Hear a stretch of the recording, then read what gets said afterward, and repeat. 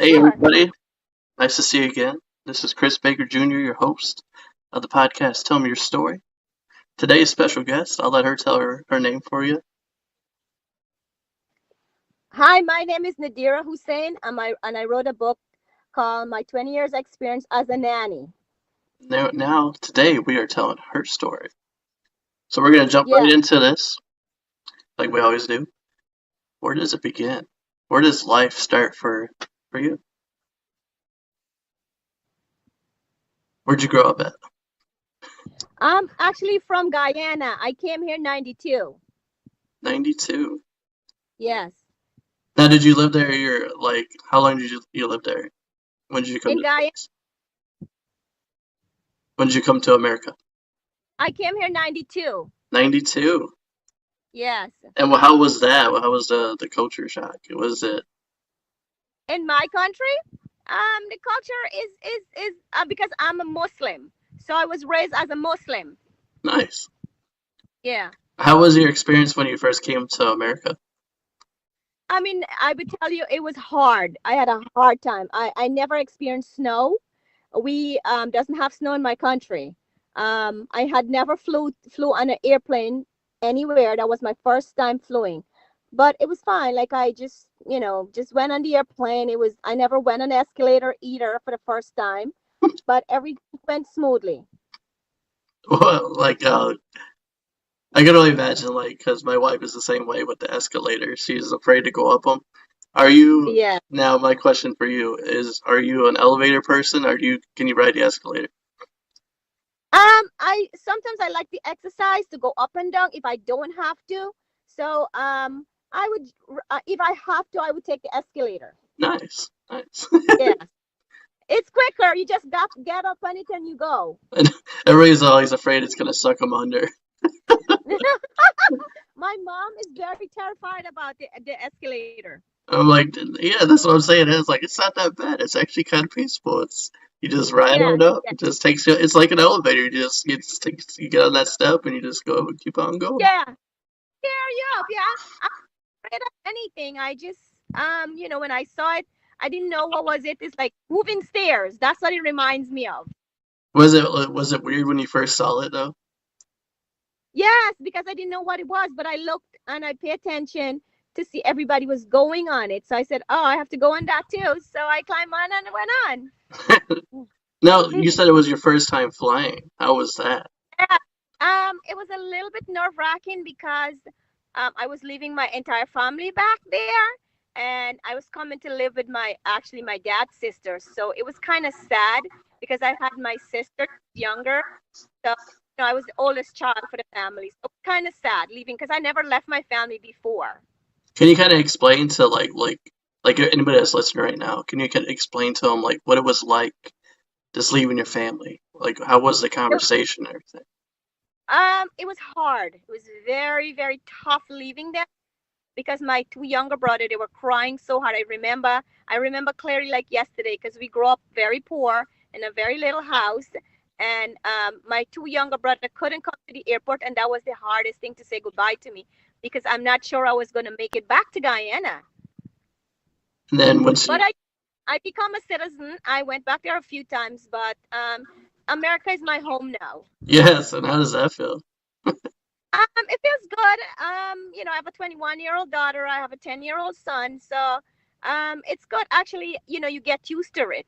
The cold is get to you because I'm 52 now. So it's really hard at this point, like with the snow. But hey, you live in America. You got to deal with the life here. Yes, I mean you're in a It's a tough life. Trust me. When you get a chance and you read my book, you will know my entire story. What How I survived everything in my life. I had a hard, tough life. well. Let's dig into that. Let's let the audience know what it was about. Like how was life? Let's Well, when I came here, I'll explain a little bit. When I came to America, I only had a high school education. So that was hard. And when I left Guyana, my family was Muslim. So girls didn't had any kind of like to go places and do things off their own. I never know how to drive until I came to America. And when I came here and I lived with my aunt, it wasn't the easiest either. it was hard because they didn't like take me out to places and introduce me to stuff, and it was hard. So I lived with them in Brooklyn, and it was horrible. It was horrible. I don't like to think about it, but it's good to talk about it. It was really horrible to live with them. If I didn't move out, I just felt like I was going to be raped. So I moved out and I came and lived with my uncle in the Bronx because I live in Brooklyn. I couldn't take it anymore. So when I left there and come and live with my uncle, my dad, my mom, brother, and I lived with them for a while. So I left them behind and I came there and I live and I branched off of my own. And it was good living with them because I had a little bit more of a freedom. Yes. And then it was get complicated, so I went to live with my aunt, and then it was kind of tough there living with my aunt too. And then I met a friend, and she said to me that if you want to become a nanny, you can save more money, because at that point I was working at a factory and it was hard and we weren't making a lot of money. It was like 300 and something dollars. So every 2 weeks you would get paid. And then after that, I met her and she said, if I find something, I'll help you to get a job, and you would save money, so that way you don't have to take the train or anything. And I said, okay. So I got a call from her and she said, oh, I have this family wants to meet you. I had no knowledge of babysitting kids over here. I didn't had no reference, anything. So she said, just go. So I went, and when I went for the job interview, the lady liked me and she said, can you work for us? And I said, sure. So I start working as a nanny from then.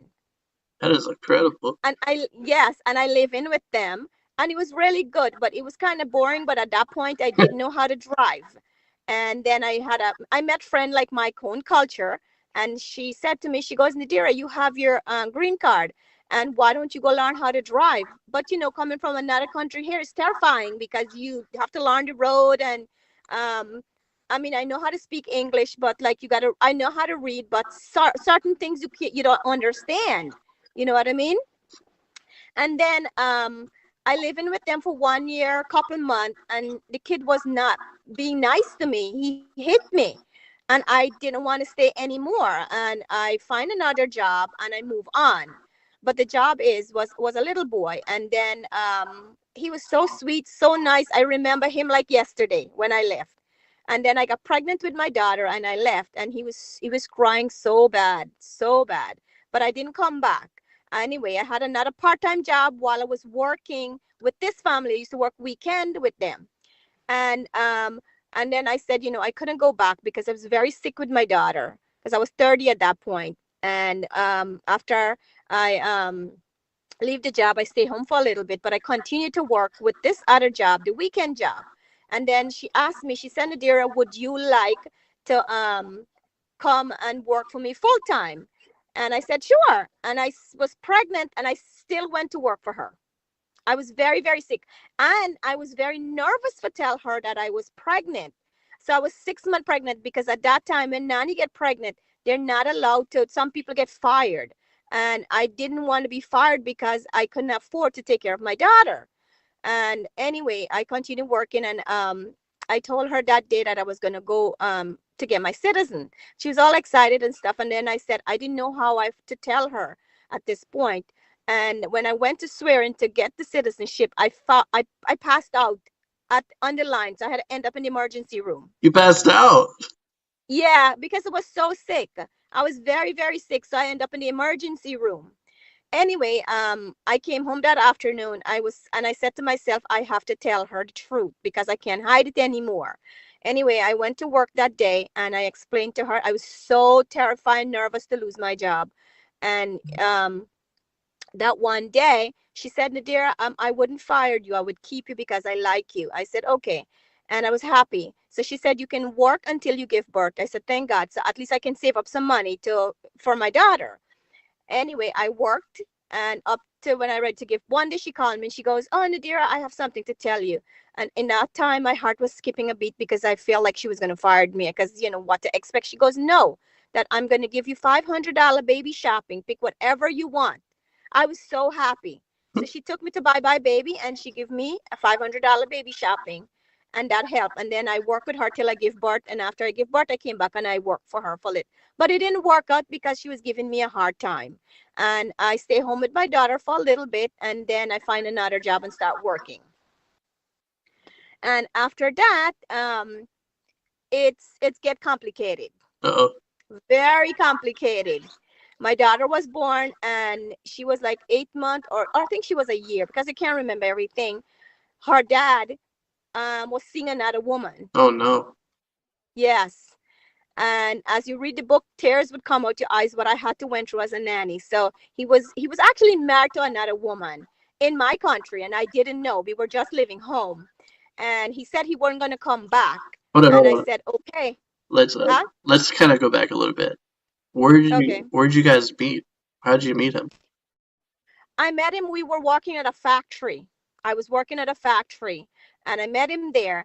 And in my culture, this it's a thing. Say you have to marry your own kind, and he was my kind of culture. He was West Indian like myself.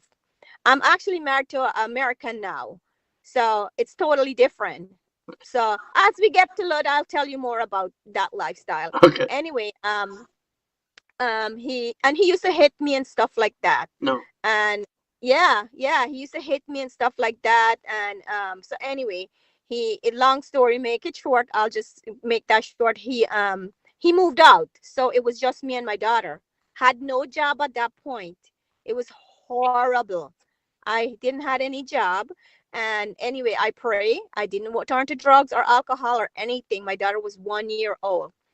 um and I pray and I said, I'm going to get another job, and I have to take care of her myself.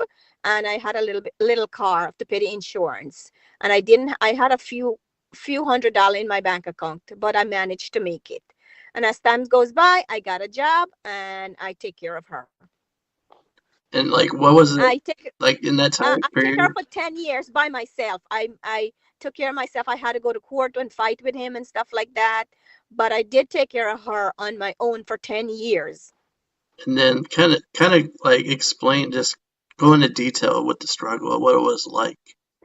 Well, being a nanny, it's a very, very tough job. It's not an easy job. So anyway, I had few jobs here and there where it's like from 8 to 6. So some of them ended because they didn't need you anymore. I had this one really job. It was really good. I'd go home and help her out, and I would have a babysitter help me out with her. And then I had another job that was great, and then that ended, and then I find another job in Rye, which, and I stayed with the family for 4 years, and I couldn't do it anymore. That was really, really, really tough. I couldn't tell you how I cry sometimes. It was very, very demanding. It took a toll on my daughter. It did take a toll on her. She said, "Mommy," she was so sick, and she told me, "I didn't want to say anything to you, that I'm afraid Miss Amanda going to be yell at you." So it was in between those times, but all those times I didn't give up. As a mom, I did not give up. I try to do my job every day and come home and have a good face to go back to work and take care of my daughter. And I imagine now, as your daughter is older, she really looks up to Yeah, she's you. 21. She She's really like 21 looks now. up to you, and she probably resembles you now, and Well, with yes, that I'll same send a work ethic. picture. I'll send you a picture to see what she looks like now. She's a good girl, because I said to her, and she knows part of it, how I raised her, and she write a whole essay one time, and she said how my mom struggled in life. And she totally understand, and she's such a good girl. She doesn't give me a hard time. She's in college. She go and she come back and she helped me with my son, because my son has Down syndrome, so it's really hard. And she's such a good sister to him. Yeah, and that's what I'm just thinking. Like, you know, you went through that struggle, and you managed to raise the child by yourself. And Yes, then yeah, I mean, now she's in college and she's living life. right. All that hard Yes, work paid off.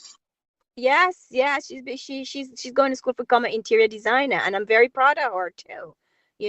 I mean, she never turned to drugs or cigarette or alcoholic. She never followed a bad friend. She had few friends, really, really, really good. I can't tell you how good she was.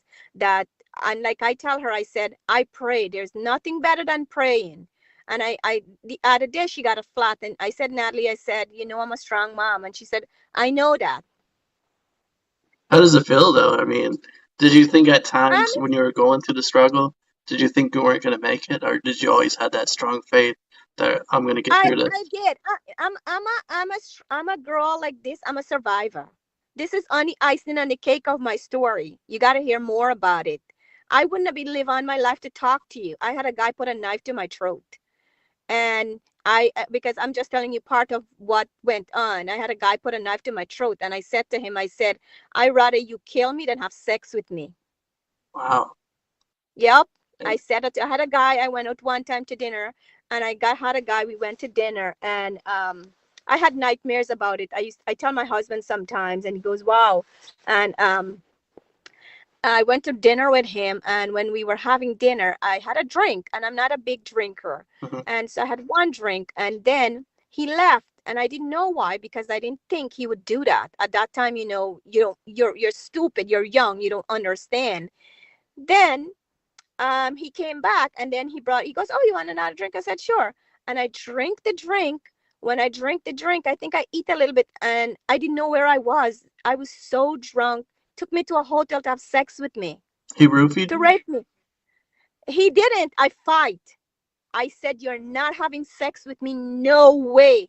I screamed so hard. I said, get me out of here. I was so drunk, but I still fight. I'm a fighter. I fight him off. Nope. He took his clothes off, and he was trying to get my clothes off. Like he was got me on the bed. I never forget him trying to take my clothes off. And I said, no. I said, you take me back home. I did not ask for this. I said, we were supposed to go to dinner and go home back, not to go to a hotel. It was horrible. It And sounds I like got it. home. I got home, and I was telling my cousin, and no, I didn't tell her at that same point. I got home. My head was spinning like this. It's probably like a rape drugs that I didn't know about. And that's what you're pretty much describing is like you had that drink and you couldn't remember nothing. You just, you blacked out for a minute, and then when you came back Yeah, to reality, you were in a hotel room and he was yeah, undressing himself. So I imagine he probably spiked the drink. He roofied you. yeah, He slipped a yeah. little But something in your drink. yes, yes. And I told my husband, he goes, you could have called the cops on him. But I said, it's, like now it's against your word against him. You know what I mean? They wouldn't believe you. So I've been through tough times, very, very tough times, but I managed to survive it. So that's why I want to tell my story. As a mom, as a nanny, don't give up in life. Keep going. Keep going. And the one thing you don't do, and that's what I didn't do, and some people would not be able to turn to drugs or alcohol, because it's not going to help you. And that's what I was saying in my last podcast that I had is a lot of times that's what we do turn to is we try to fill Yes, that hole in our hearts with drugs, with sex. yes, We try to fill yes, that need, that want. But really there's only one thing that can fill that. yes. Yeah, but I was after what happened with, well, that was before my daughter was born, and after what happened with her father, that's a whole nother time we would have to talk about that. It's horrible. Um, After that one time he left, and it took me a long time. I was very, very afraid of dating, because I was very protected over my daughter. Everyone's like, "Oh, you're getting old. You're getting." I goes, "No, I'm just gonna be there for my daughter. I don't want somebody to come in my life and rape her or do anything, because I was afraid for my own self what I went through." And so I, make sure she know everything. And she was 10 at that point. You know what I mean? So I said, it's time for me to move on with life, and, live my life. I would explain to her, but, I got to move on. And then like yeah, let's kind of dig into that a little bit. So your dating scene, like after you everything you went through with your the husband that you were with that you divorced, and then it was pretty much you were saying it was hard afterwards because you had such a wall built up with your Yes. daughter, and you couldn't move on. You couldn't trust No, anyone because of everything that no. you built within that Yeah, relationship. I had very, very, very trust issue with men. And then I live on to trust again, because you can't live with that fear for the rest of your life. You have to be able to pass that. So I tried to pass that. And when I started to date, when I was 40, when I'm 39, when I met James, and I sit down and I tell him part of my life, and I said, I have a daughter, and it's really hard for me to go out and date. And I explained to him and tell him what I went through in life. And we talk about it before we get married. I say, I have a daughter, and I have really trust issue with men, and if anything happened, you touch her or anything, that kind of thing. And I always would tell my daughter. And, he become a really good dad to her. Like, he's such a good dad. They have their if and but, he's there for her. He was always there for her. Like, when I couldn't be there for pick her up from school, he'll pick her up and that kind of thing. So, he was there. He raised her pretty much. He was there at graduation. We talk about college and, teach her how to drive, but her dad didn't do that for her. What was her real dad in the picture at all, or did he just? No, when she was 1 year old, I was never legally married to him. We were living home. So he was legally married to another woman in my country, and he brought her here. And actually, that wasn't the only thing. This is like a love triangle. So it would make a good story. He was actually with me, living with me, had my daughter. He was having sex with another woman, and then he bring his wife to America, and he was living with her. You want to dig into that? Want to talk about that? Oh, sure. So, after he moved out from the apartment with me, because he said he wasn't coming back, um, I didn't know he was seeing someone else. So, I had a job. I just had got a job, and then I went to work. So, it was kind of odd that he just picked up and left. In my head, I didn't think that, that he would do something like that, because sometimes you don't think at that point. So anyway, one day he left and he gone, and I went to work, and I was talking to my friend, and I said, this is my story. And the one of the nanny said to me, she goes, why don't you call out for the readout of the phone? But she said you would have to pay. And at that point, I didn't have a lot of money, but I just wanted to know. I call out for the readout of the phone bill at that time. You have the home line. When I did, I noticed some number that I didn't make the phone call. I did call a number. And she said to me, she said, oh, I don't know. It's wrong. She doesn't know what I'm talking about. I said, listen, I have a child for this guy, and I would like to know if you and him have, know each other. And she said, no, no. I called back again. I said, listen, please tell me. Anyway, what she did, she said, yes, come to my house. I went to her apartment. I was brave. I went to her apartment, and she said, listen to me. You didn't know over a year he was cheating on you. I said, are you serious? She said, yes, but I kind of noticed that one time in bed, he smelled like a different woman perfume. And he was mad at me. Like, he hit me, punched me that day. And he said, what are you talking about? I said, all right. So I kind of like ignored, because I didn't want no fight and argument over my daughter. Anyway, so I went over. When I went over, the lady continued to tell me how he was sleeping with her and what kind of underwear he was wearing and that. And I said, really? She said, if she had known, she would have been bring me to the apartment and hide me and have him come in and, caught him right there and then. So then she decided to tell me, she said, listen, you see where he live right now, go to the basement apartment. He's living there with his wife and kid. I said, are you serious? She said, yes. When I went over there, I'm going to tell you blunt like it is what happened. So I went over there and knocked at the door. He grabbed my daughter, grabbed my shirt, ripped my bra and my shirt on. I had no bra on. Had to cover myself. Outside it was cold. Anyway, and he was angry because he didn't want anyone to know what was going on. Anyway, and his wife was there, and I said, give me back my shirt to put it on. So finally his parents come down, and he gave me my shirt, and I put it back on, and I left.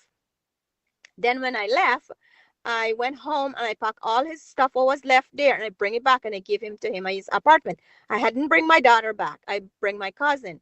I was driving his car at that point, and he picked up like an iron, like a metal thing, and he hit the back of the car, and he break the windshield up. What? Yes, break the windshield. Back windshield was break, crack, was like a big hole in it. But I couldn't do anything because it wasn't my car. It was his car. So he kind of just messed his own car up. So it's Yeah, I did take him to the precinct, and I explained to them what happened, and they said they can't do anything, but I can find a restraining order against him. So I did. and then we went to court, and then child support and stuff like that. But he was never in her life, never. He wouldn't come see her. He would the money go through the court, and that was it. And Now, there was some. was it kind of like tough, when your daughter would ask about her father?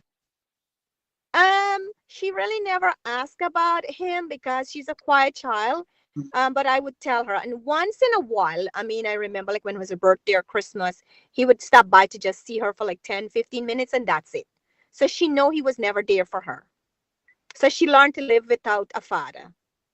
Now, has she had any like, hard times or like relationships at all in her life? Or Well, she dated one guy, and she felt like he was very like controlling, and she left him.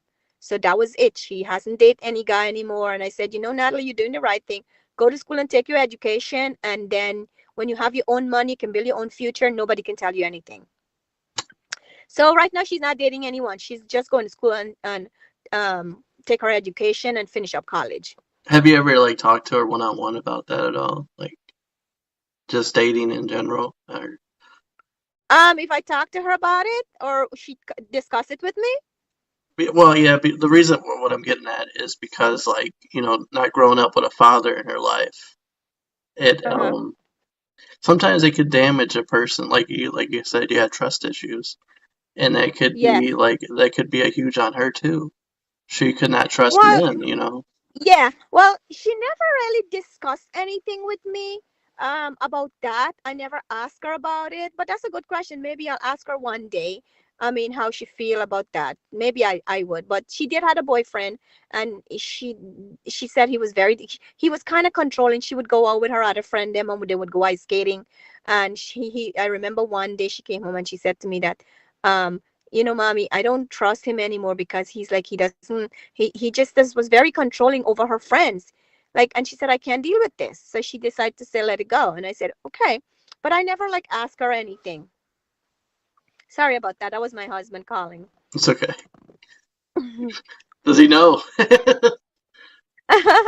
Because he knows I'm home, but actually I sit outside in the car because I didn't want it to disturb. So I didn't, I left him in the house.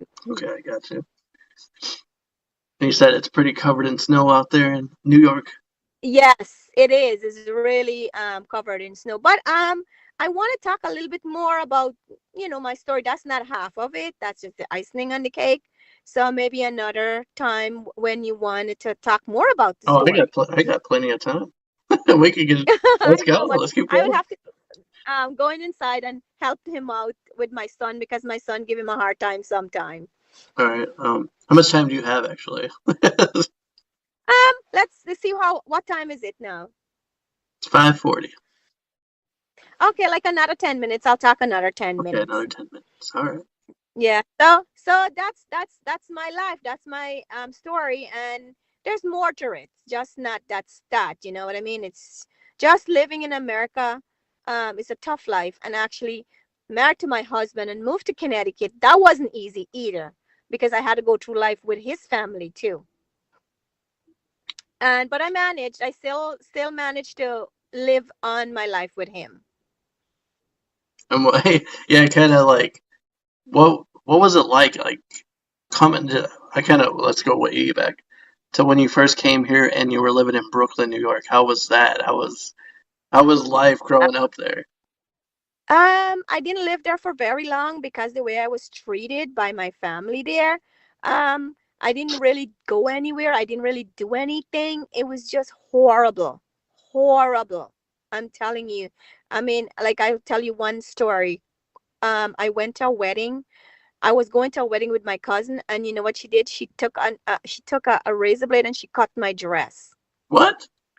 Yes, yes, she did. And that day I came home and she was talking on the phone and she goes, "Oh, somebody's dress gonna fall down tonight." And so I said, "Let me go." I'm very like aware of things. So I went and I looked at my dress and the strap was cut with a razor blade. Now, was she trying to set you up on a date or something? Or No, no, she no, no, nobody couldn't call at the house. She would say, "Oh, meet her on the street and talk to her." She was very I don't know how to explain what she was, but She was not nice to me at all. Not nice. She cut the dress that mean if I was dancing or I was partying that night, the dress would have fallen off and I would have, embarrassed, put it that way. Yeah. So, and then her dad, I was going up the stairs and one night her dad grabbed me on my leg. Really? And yes, and like, there were other cousin there who it was horrible things he said to me, and I said, I can't stay here because I feel like I'm going to be raped Yeah. by my own family. So that's why I moved out. Well, that's a good reason to leave, not feeling safe at Yeah. all. No, no, no. It just was. I feel like I wanted to go back to my country, but my dad is an alcoholic. He's an alcoholic, put it that way. And I said to myself, I grew up with an alcoholic father. He hits my mom. It was horrible growing up. Um, I don't want to go back there. So I might as well just struggle and stay here. Because be honest with you, what I know now, and I learned how to drive and that kind of thing. As a woman in my country, you're not allowed to drive at that time when I grew up. Really? Yes. Yeah. You're not allowed to do certain things. Because remember, I come from a Muslim country and they pick your husband too. So it was hard. And they had picked some guys and stuff for me then, but I didn't like it because I saw who my dad was as an alcoholic. Beat my mom up right in front of us. I'm just thinking about just a little bit of what you're telling me about your own country, and I'm just myself Yeah. thinking like, I don't know if I could do it. I don't know if I could live over there.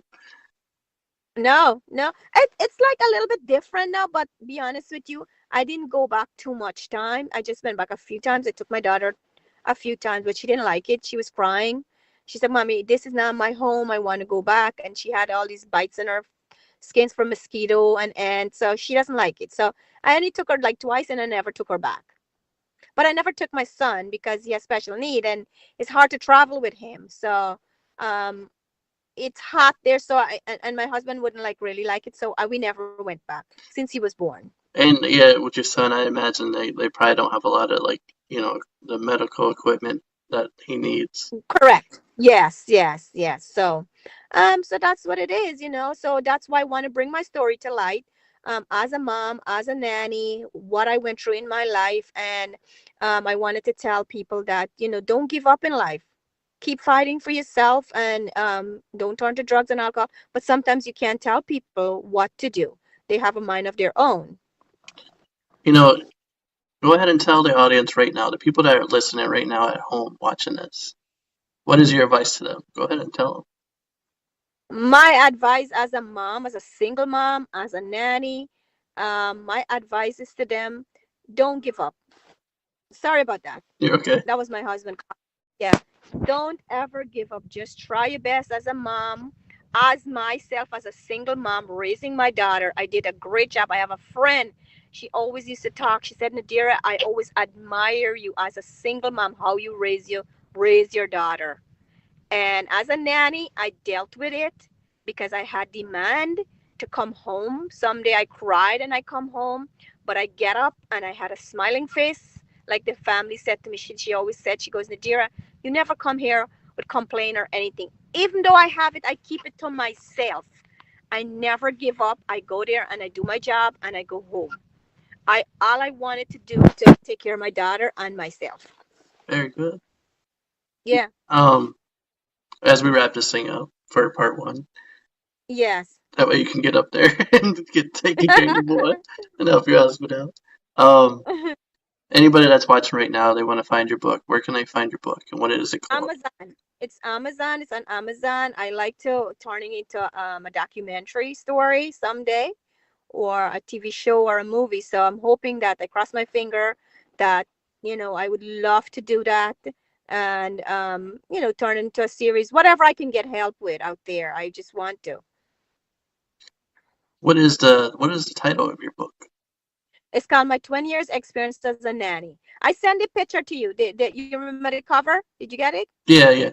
I was just talking Yeah. like if anybody's listening right now that they want to know Yes. Well, where to find your book. it's called My 20 Years Experience as a Nanny. Okay.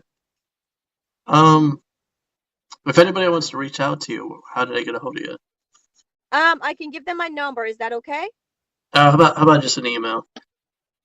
Yeah. Can I send it to you, or can I say it? Yeah, just send it through Messenger. Yeah, I'll send it to That way Messenger. nobody prank calls you all the time. Yeah, that's true. That makes sense. I wasn't quite sure, but so that does make sense. I don't want I that can happening send to that you. to you. Yeah, yeah, yeah. And weird people call me, right? People calling you, saying weird stuff. Yes, yes. We don't need But that. let's wrap it up. Yes, and if you want to talk any more time, I'm happy to go a little bit more further with the story and let you know. Of course, I'd love to have you back on when you have, Yes, when you get a little bit more time. We're just wrapping up part one of your yes, story. yes. This is So we'll have you back on again whenever, yes, we'll talk more about that afterwards. And yes. we get, Well, it was nice meeting you. It was good talking to you. I really look forward to talk to you and share more of my story with you. yeah, thank you for being on today and just telling me, just getting a little taste of the beginning of your story. Yeah. What do you think about it so far? So far, my eyebrows are raised. My eyebrows are raised. So look at them, they're And I stuck. still, yeah, but I still have a smiling face, right? Yeah, Whatever I went through in my life. and like really, what I can tell to you is like I'm proud of you for. Thank I you. mean, just from what you just a little bit of what you told me, it's awesome. I'm glad that you're still here, that you're as Yeah. strong as a woman as you are, and that you Yep. raised your daughter, and she is doing, she's making smart choices herself, and it really Yes. shows, and I'm proud of you for that. Thank you very much. I Yeah. appreciate it. So we'll send message, and whenever I can come on again. Let me know. Okay. You take care. Bye. Bye, everybody. Peace.